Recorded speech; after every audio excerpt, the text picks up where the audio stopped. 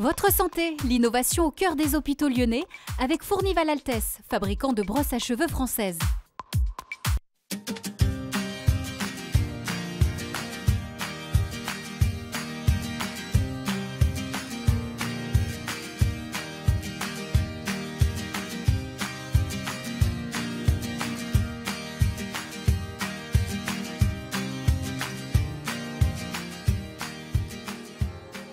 Bonjour à tous, merci de nous retrouver pour ce nouveau magazine de TLM dédié à votre santé.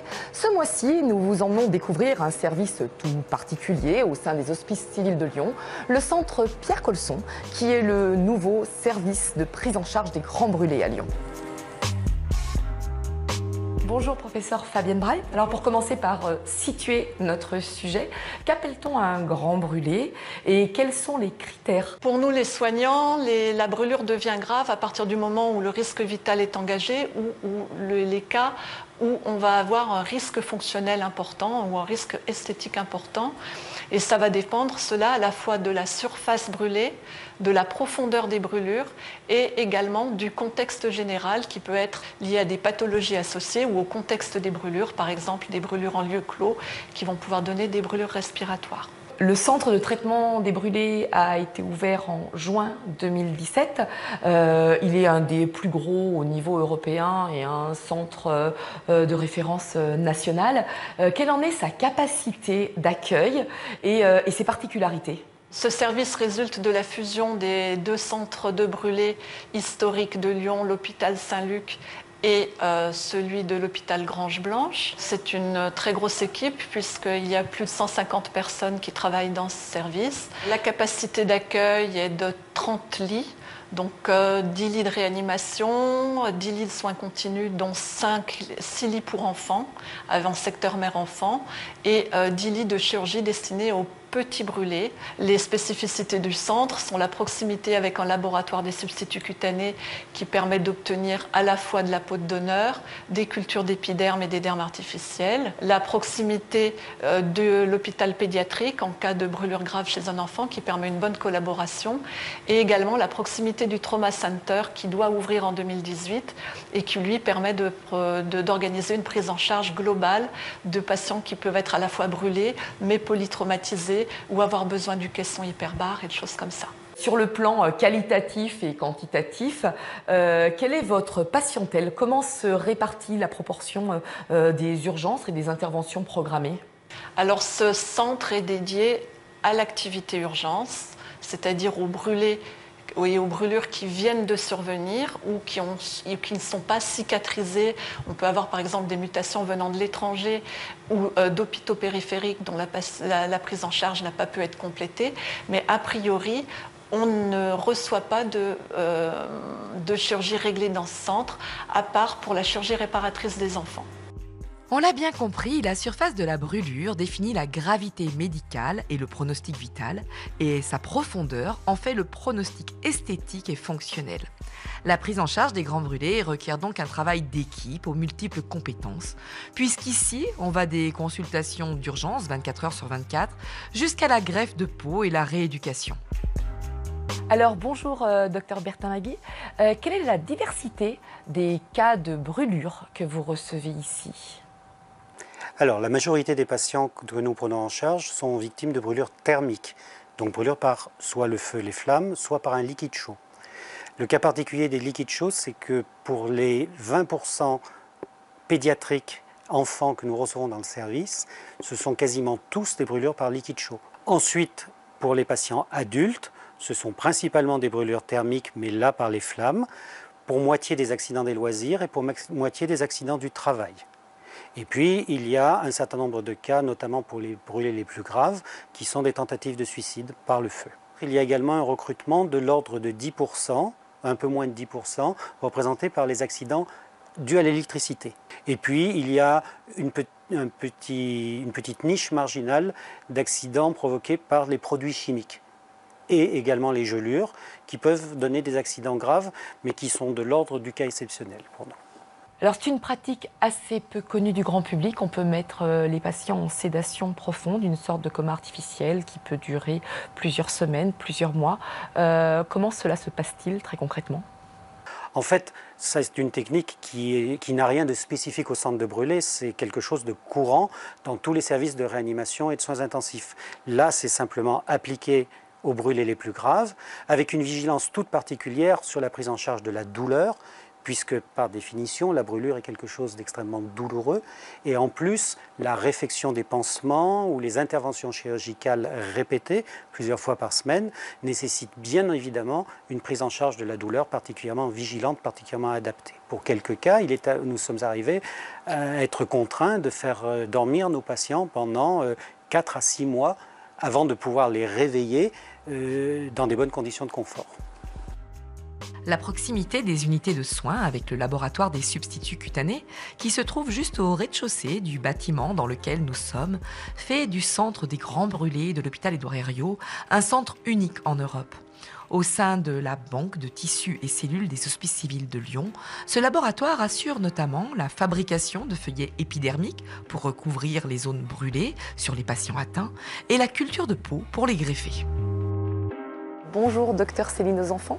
Quelle est votre activité en collaboration avec le service des brûlés? Les missions des banques de tissus et cellules, c'est de réceptionner des tissus humains, des cellules humaines, de les qualifier pour les rendre disponibles pour la greffe. Alors maintenant, on sait aussi fabriquer de la peau reconstruite sur un modèle mis au point initialement par votre prédécesseur, Odile Damour. Où en est-on aujourd'hui de la recherche et quels espoirs cela suscite? Oui, on sait reconstruire une peau avec un épiderme vivant et sur un derme vivant. Mais c'est un modèle qui est difficilement applicable pour le grand brûlé parce qu'il faut 49 jours minimum pour obtenir une peau reconstruite. Et ce n'est pas applicable sur les phases aiguës de traitement de la brûlure. Alors ce qu'on développe depuis récemment, depuis 1 an et demi, c'est une reconstruction de la peau qui utilise la bioimpression 3D. Et l'avantage, c'est qu'on crée à la fois un derme et un épiderme. Avec le feuillet épidermique, on recrée juste l'épiderme, donc la fonction barrière de la peau.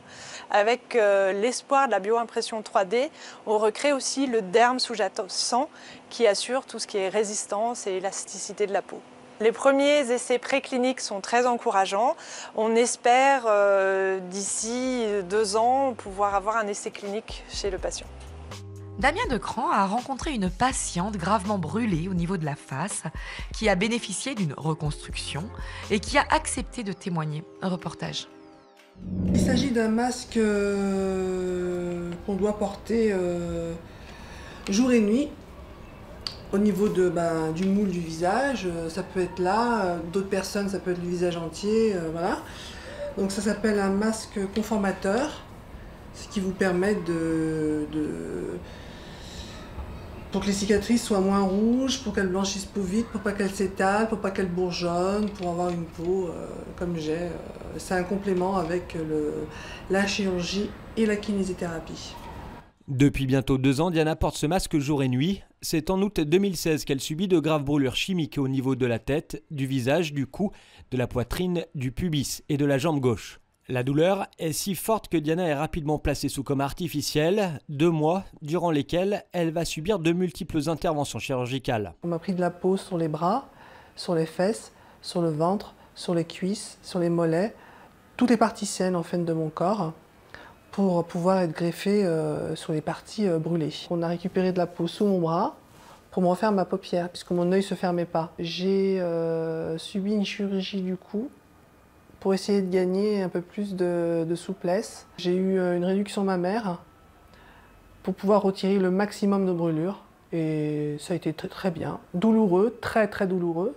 Chaque chirurgie est très douloureuse et je souffre énormément. C'est terrible.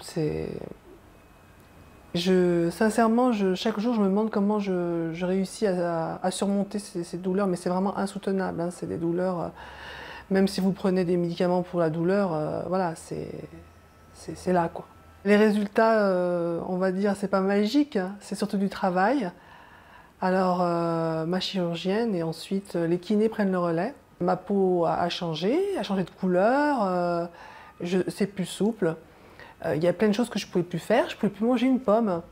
Grâce à mes séances de kiné, on a assoupli la peau de mon visage. Je peux croquer dans une pomme, je peux manger. Aujourd'hui, Diana effectue 9 heures de séances de kiné par semaine. De nouvelles chirurgies au niveau de l'œil, du visage et du cou sont planifiées. C'est difficile, il y a beaucoup de chirurgie, mais le résultat est là. Il n'y a pas de loupé, parce que c'est que du positif. Voilà, je ne suis pas déçue, parce que plus les mois passent et plus je change, et même mes amis, mon entourage, trouvent que j'ai beaucoup changé depuis octobre 2016 jusqu'à aujourd'hui. Sachez qu'entre la biopsie de peau saine sur un patient brûlé grave, c'est-à-dire à plus de 60% de surface corporelle, et la mise en culture, il ne se passe que 2 heures. Et la première greffe de feuillet épidermique peut alors avoir lieu 3 semaines plus tard. Comment voyez-vous l'avenir de votre discipline? On sauve des patients de plus en plus graves, avec des séquelles fonctionnelles de moins en moins importantes, mais malgré tout, le problème des séquelles esthétiques est être au premier plan pour les patients, et c'est probablement la prochaine voie de recherche.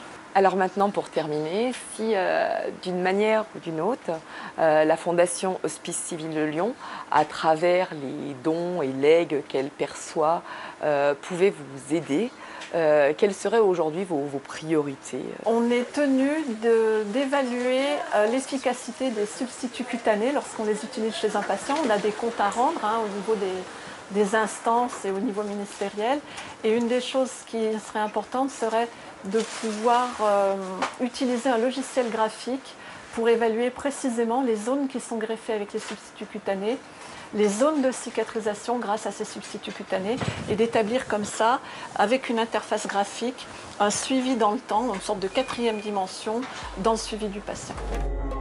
Notre émission est à présent terminée. Le mois prochain, nous revenons à l'hôpital Édouard Herriot, où nous irons dans un pavillon voisin, où nous serons accueillis par l'équipe du docteur Julien Forestier pour parler d'hépato-gastro-entérologie. D'ici là, nous vous laissons écouter le message de Bruno Lacroix, le président de la Fondation Hospice Civil de Lyon. Les équipes médicales des Hospices Civils de Lyon sont à l'origine de nombreuses découvertes scientifiques, voire de première mondiale, comme dans le domaine du sommeil paradoxal, de la première allogreffe de la main ou de la première transplantation rénale. Ces équipes déploient des programmes de recherche dans tous les domaines médicaux, pour toutes les pathologies, pour tous les âges de la vie. Les équipes ont besoin de maintenir leur expertise au plus haut niveau avec les meilleurs équipements pour le progrès médical. C'est, entre autres, ce que finance la Fondation Hospice Civil de Lyon. Mais celle-ci ne peut rien sans vous. Participez au progrès médical, à la recherche dans nos hôpitaux, sur notre territoire. Faites des dons et legs à la Fondation Hospice Civil de Lyon.